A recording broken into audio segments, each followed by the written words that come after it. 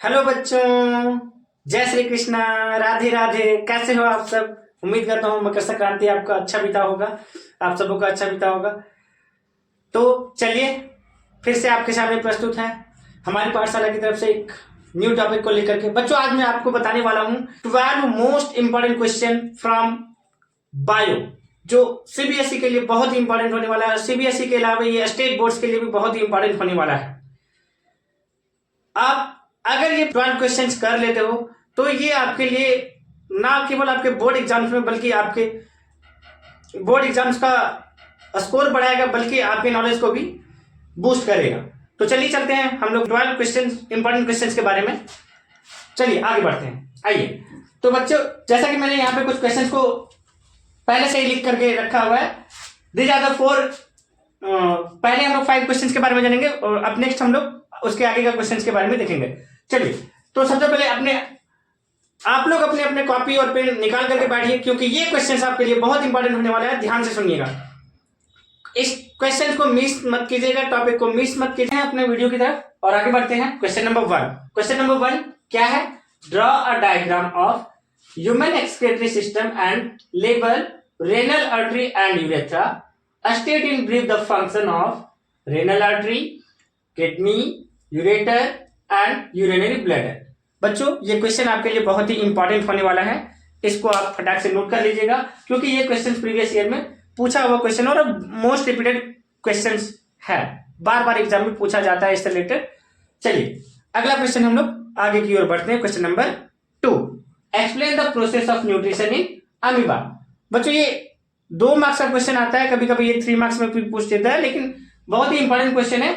हर बार exam में ये पूछा जाता है। Explain the process of nutrition in amoeba. Amoeba में न्यूट्रिशन कैसे होता है, आपको इसको एक्सप्लेन करना है। अमीबा किन किन प्रोसेस के द्वारा अपना न्यूट्रिशन करता है। चलिए हम लोग अगला क्वेश्चन चलते हैं। Question number 3।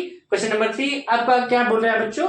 Draw a diagram of the front view of human heart and label any 6 parts including at least 2 that are connected with arterial blood supply to the heart muscles.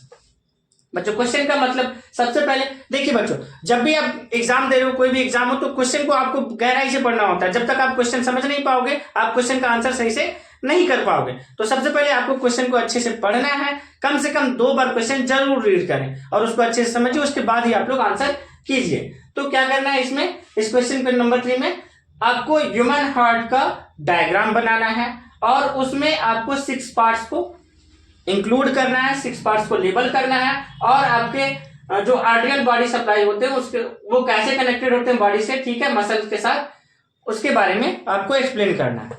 Next बच्चों, आपका question number 4 क्या बोल रहा है? Question number 4, name the hormone which is secreted by the adrenal gland. How does this hormone help to deal with the scary situations. ध्यान रखिए बच्चों, ये क्वेश्चन नंबर 4 आपका क्या बोल रहा है?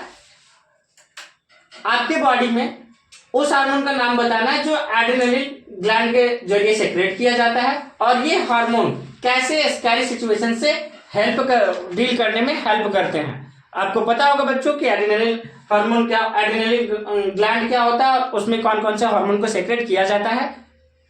चलिए बच्चों, हम लोग आगे बढ़ते हैं क्वेश्चन नंबर 5 की तरफ। Draw and label a neuron.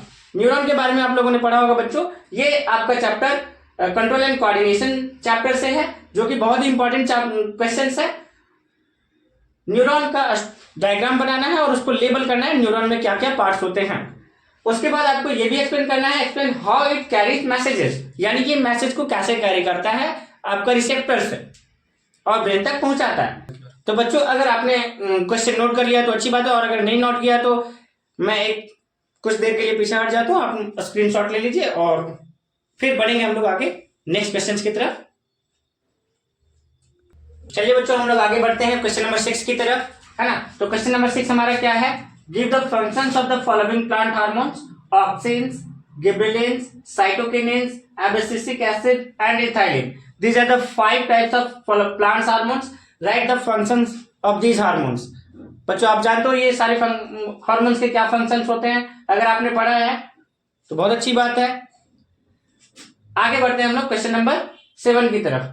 Differentiate between self pollination and cross pollination. Self pollination क्या है और क्रॉस पॉलिनेशन क्या होता है, इसके बीच आपको डिफरेंशिएट करना है, अंतर बताना है। तो आप इसके बीच 2-3 अंतर लिख सकते हो अगर आपने इस टॉपिक को पढ़कर रखा है तो। देखिए बच्चों, ये सारे क्वेश्चन जो भी मैं करवा रहा हूं, ये बहुत ही आपके एग्जाम पॉइंट ऑफ व्यू से बहुत ही इंपॉर्टेंट है, बहुत बहुत बहुत इंपॉर्टेंट है। अगर आपने इसको कर लिया तो आप बिलीव कीजिए आपका बायो में 50 to 70% मार्क्स स्कोर हो जाएगा। तो चलिए हम लोग आगे बढ़ते हैं क्वेश्चन नंबर 8 की तरफ। क्वेश्चन नंबर 8 क्या है? What is vegetative propagation? Vegetative propagation क्या है? List 2 advantages and 2 disadvantages of it. इसके 2 एडवांटेजेस के बारे में बताना है और 2 डिसएडवांटेज के बारे में बताना है कि वेजिटेटिव प्रोपगेशन का क्या फायदा है और 2 नुकसान के बारे में आपको बताना है। ठीक है बच्चों, आगे बढ़ते हैं हम लोग क्वेश्चन नंबर 9 की तरफ। क्वेश्चन नंबर 9 में आपका 2 क्वेश्चंस है, दोनों क्वेश्चंस को ध्यान से पढ़िएगा आप लोग।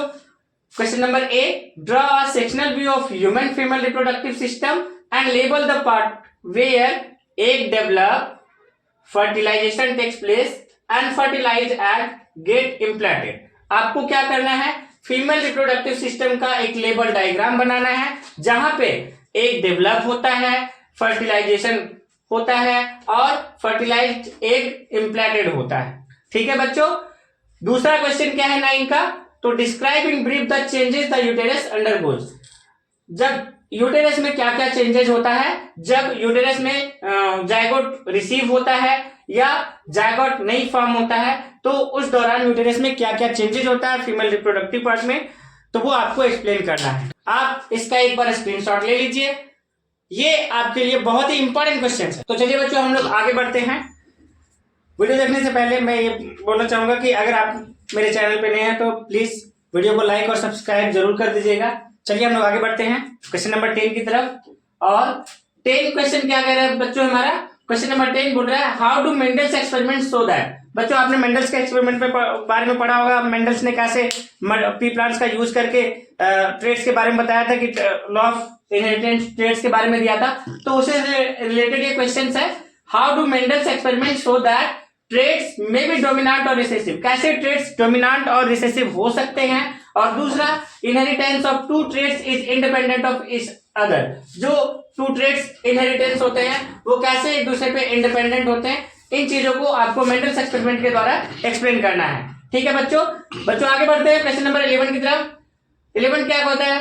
Right 2 harmful effects of using plastic bags on the environment, suggest alternative to the usages of plastic bags. बच्चों देखो आजकल हम लोग प्लास्टिक का यूज बहुत सारा कर रहे हैं और ये जो क्वेश्चन है वो आपका आवर एनवायरमेंट चैप्टर के से है, जिसमें आपको क्या करना है, प्लास्टिक बैग के 2 हार्मफुल इफेक्ट्स के बारे में लिखना है कि प्लास्टिक बैग यूज करने से हम 2 हार्मफुल इफेक्ट क्या क्या होते हैं एनवायरमेंट में। ठीक है, और अगर प्लास्टिक यूज नहीं करेंगे तो उसके जगह पे कौन सा सब्सटेंस को हम लोग अल्टरनेटिव तरीके से यूज कर सकते हैं, अल्टरनेट बेसिस पे यूज कर सकते हैं प्लास्टिक के जगह पे। ठीक है बच्चों, आगे क्वेश्चन, उसका क्वेश्चन क्या है? Next question, list any 2 practices that can be followed to the dispose of the waste. 2 यहाँ पे 2 बार लिखा गया। List any 2 practices that can be followed to dispose of the waste products in our homes. अपने homes में जो भी waste products produce होता है उसको हम लोग कैसे डिस्पोज कर सकते हैं, उसके 2 प्रैक्टिसेस लिखने हैं आपको। तो फाइनली हम लोग पढ़ते हैं क्वेश्चन नंबर 12 की तरफ। क्वेश्चन नंबर 12 बहुत ही इंपॉर्टेंट क्वेश्चन है। What is mean by trophic level in a food chain. Trophic level का मतलब क्या होता है? किसी फूड चेन में ट्रॉफिक लेवल का मतलब क्या होता है? ट्रॉफिक लेवल बच्चों आप लोगों ने पढ़ा होगा।